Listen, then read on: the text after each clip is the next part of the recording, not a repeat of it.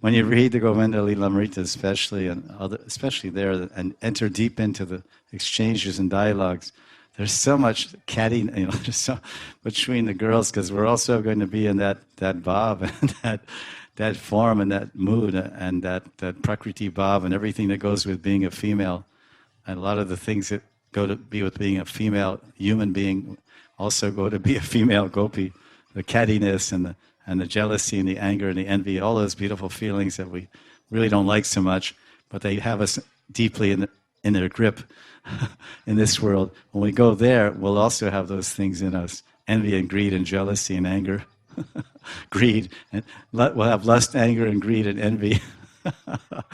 It says in Gita, these are the three doorways to hell. Trividam narakasya kama esha krodha esha rajaguna samudava.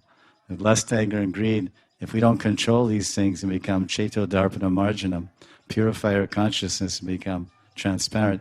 First, we have to become transparent, clean a slate, erase your hard drive, or erase our hard drives, then reboot. So we have to throw out all the material, kam, krodh, lobh, moha, matsarya. Then we have to upload the special Gopi Bhav program, which has a special variety of transcendental greed and transcendental lust. It's not called kam.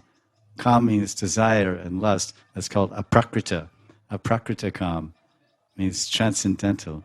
And so this is something to look forward to. So don't be too hard on yourself if you're envious and greedy and angry, because you can dovetail that. But by the time you get to the level of prema and enter the lila, all of that, what you thought was you, will be gone, and a new you will rise. A new you will rise within you by the mercy of the ingress of the Bhava Bhakti, by the blessings of the Parishads and your Parivar. You'll become full of Prem Bhav.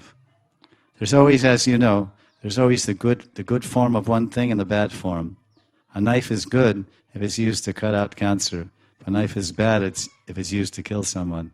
So there's the truth is in the middle. There's a good, and so the same thing can be used. So that what we consider negative or destructive or unproductive qualities for the cause of self-realization or spiritual progress become essential attributes of the psyche and hearts of the transcendental personalities in the spiritual world, which we call Nitya Parishads.